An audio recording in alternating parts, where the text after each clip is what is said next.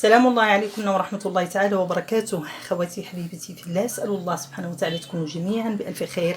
اللهم صل على سيدنا محمد وعلى آل بيته الطاهرين. فسبق لي ودرت فيديو على أهمية ماء البحر، وسبق لي ودرت فيديو على أهمية ماء المطر. فاليوم إن شاء الله غادي نشوفوا 3 أنواع ديال المياه اللي هي عندها واحد الأهمية وواحد الطاقة اللي ما تصوروش إلى تجمعات هاد 3 أنواع ديال المياه. فهنا عندي ماء البحر، عندي ماء المطر، وعندي ماء ديال البئر. فهاد 3 أنواع إلا تجمعوا يعني ما تخيلوش الطاقة سبحان الله العظيم اللي فيهم. فلاش كيصلحوا؟ كيصلحوا أننا نغتسلوا بهم. فالناس اللي كيحسوا بعياء، كيحسوا بارتخاء، كيحسوا بواحد الارهاق، فممكن انهم يجمعوا هاد 3 انواع ديال المياه ويغسلوا بها ويضيفوا لها هاد الملحه اللي كتعطي القوه والطاقه. فبالاضافه الى هذا، وهذا هو كيف كيقولوا بيت القصيد اللي على قبل درت انا هاد الفيديو هذا، الناس اللي عندهم العين وداخله لهم لبيوتهم وقاهره ولادهم قاهراهم سواء من قريب او من بعيد او من جيران، الناس اللي عندهم حسد سواء من أقارب من جيران، متبوعين، سواء الناس اللي عندهم سحر أو أنواع من الأسحار. فكيف كتعرفوا أن احنا مقبلين على عاشوراء، وكاين الناس اللي كتجدد لهم الأسحار، وكاين الناس اللي حاطين عليهم والعياذ بالله بالأفعال الشيطانية وبالشعوذة.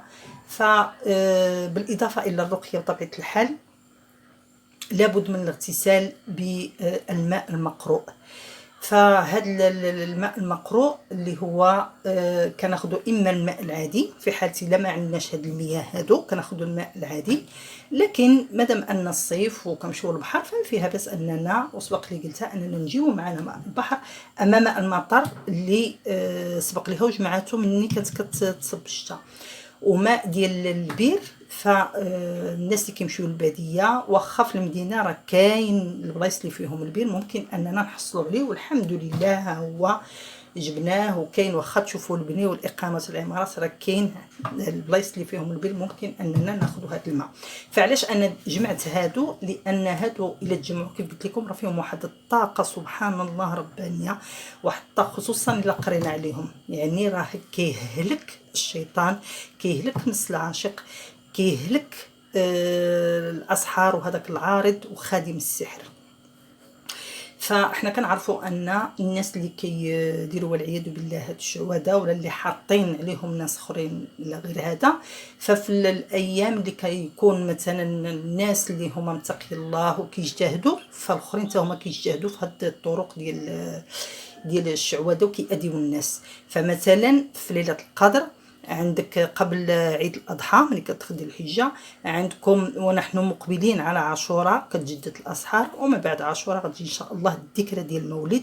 فإلا كانوا هاد الناس شياطين الإنس كيخدموا مع شياطين الجن، فإحنا كنخدموا بما شرعه الله سبحانه وتعالى وبما شرعه الحبيب المصطفى عليه الصلاة والسلام بالرقية الشرعية. لكن كيبقى الرقية الشرعية نديروها نجتهدوا فيها، ولكن ماشي غادي نعتمدوا عليها 100%. هذاك الراقي اللي كتمشيو لعنده او الراقية، فعندك واحد 30 حتى 40% وكتبقى ديك 70 او 60 راه ديال كل واحد فينا خصو يخدم على راسو باش بالاغتسال بهاد المياه او الماء العادي في حالة الا ما لقاش هاد المياه بالماء العادي المقروء بالدهان. لان الرسول صلى الله عليه وسلم تكلم على زيت العود قال كلوا وادهنوا فيها واحد الخير كتير، واذا كانت مقروءه غتكون فيها واحد الطاقه ربانيه.